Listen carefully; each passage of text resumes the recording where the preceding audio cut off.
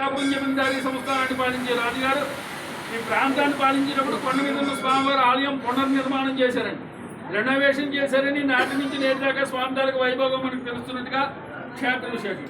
ఇటువంటి క్షేత్రంలో ఈ స్వామివారికి శ్రీరంగంలోనూ తిరుమలలోనూ జరిగే ప్రతి ఉత్సవాన్ని ఈ ఆలయంలో చేస్తారు. శ్రీ వైష్ణవ సాంప్రదాయం కింద పాంచరాత్రి ఆగమాన్ని అనుసరించి కార్యక్రమాలన్నీ ఈ ఆలయంలో జరుగుతాయి.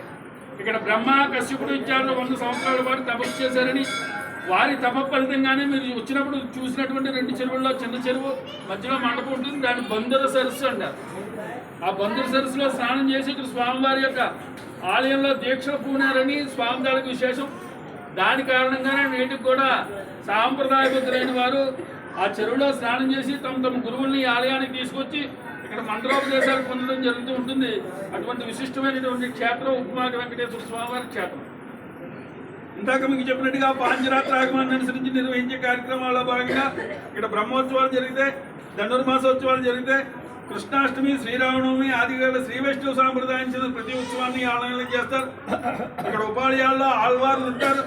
ఈ పండిత ఆళ్వార్లకి తిరునక్షత్రాలు అంటారు. పుట్టినరోజుల కార్యక్రమాలు 5 రోజుల పాటు నిర్వహిస్తూ ఉంటారు. ఇటువంటి విశిష్టమైనటువంటి క్షేత్రంలో ఈ స్వామివారికి ఫాల్గుణ శుద్ధి ఏకాదశి నుంచి కొత్త అమావాస ముందు రోజు వరకు స్వామివారికి తిరుకళ్యాణ మహోత్సవ కార్యక్రమాలు జరిగితే 21 రోజుల పాటు స్వామివారి కళ్యాణోత్సవాల్లో భాగంగా తీర్థం సాగుతుంది. 5 రోజుల పాటు తీర్థ కళ్యాణోత్సవాలు నిర్వహించడం జరుగుతుంది. ఈ 5 రోజుల్లో స్వామివారికి కొన్ని వేల కోట్ల విలువైన బంగారు ఆభరణాలు తీసుకొచ్చి స్వామివారికి అలంకరించడం జరుగుతుంది. ఇటువంటి విశిష్టమైనటువంటి క్షేత్రంలో స్వామి కోరిన కోరికలు తీర్చే కొంగు బంగారం అని ఉప్మాక వెంకన్నకి పేరు.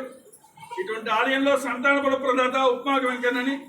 ఇటువంటి క్షేత్రంలో స్వామివారిని దర్శించుకున్న స్వామి దగ్గర మన యొక్క కోరికలు కోరినా కూడా ఖచ్చితంగా నెరవేరుతున్న విశేషం.